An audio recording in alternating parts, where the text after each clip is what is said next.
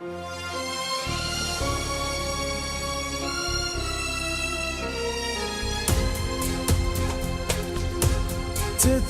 के आग से फूलों ने गुलशन को बचाया है, मुहाफिज अमन के हम हैं, ये दुनिया को दिखाया है। हमारे फूल से बच्चे शुजात। आज हम जो क्रिसमस की खुशियाँ मना रहे हैं तो ये अमन का और खैर सगाली का पैगाम लेकर आए हैं, तो हम इनको दिल की था गहराइयों से खुशामदीद भी कहते हैं और इनकी इस नेक तमन्नाओं को कबूल करते हुए इनका शुक्रिया अदा करते हैं। हम यहाँ पर जड़ांवाला के तमाम उलमाए कराम और मुस्लिम कम्यूनिटी की तरफ से अपने मसीही भाइयों की खुशियाँ बांटने के लिए यहाँ हाज़िर हुए हैं और उन्हें इनकी ईद के मौका पर मुबारकबाद पेश करते हैं। क्रिसमस की किस खुशियों के अंदर हमें ऐसा लगता है कि हमारी मेहनत जो है वो रंग लेके आई है और अल्हम्दुलिल्लाह आज अमन की, आज भाईचारे की जीत हुई है और शरपसंदी की